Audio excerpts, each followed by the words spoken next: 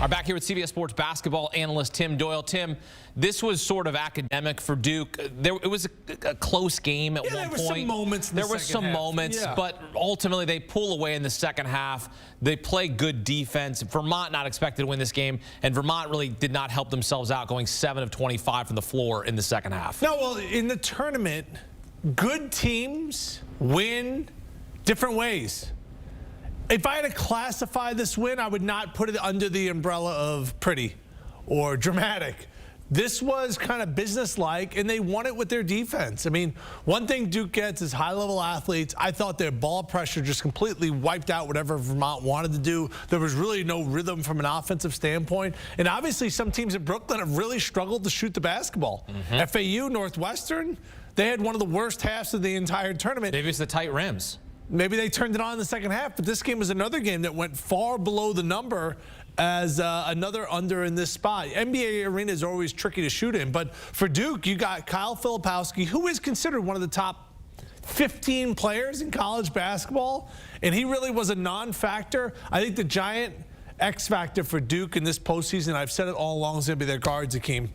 It's going to be Proctor. It's going to be Roach. It's going to be McCain, because that's what wins this time of year. You know what you're going to get from Kyle, and he was subpar today, but the guards really stepped up, and that was different. Yeah, I mean, he had 12 rebounds, so they got what they needed from him from a defensive standpoint. But you said it, too.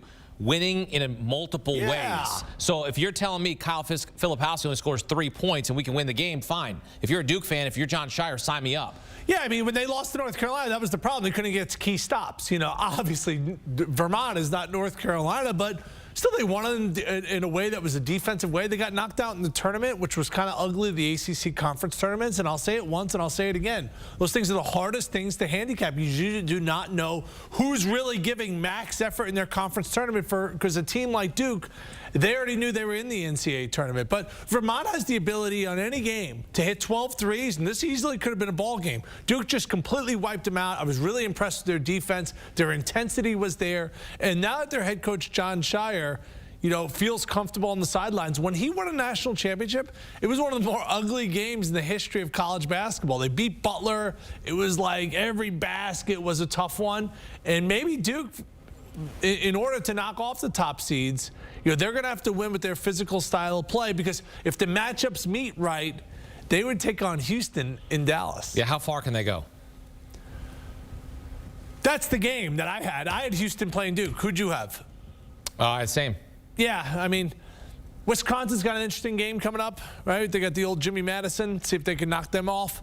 Then that would be the matchup. Wisconsin, they were playing terrible. Now they're playing better. As for Duke, I just like the fact that they won in a way that they didn't, like Kansas won.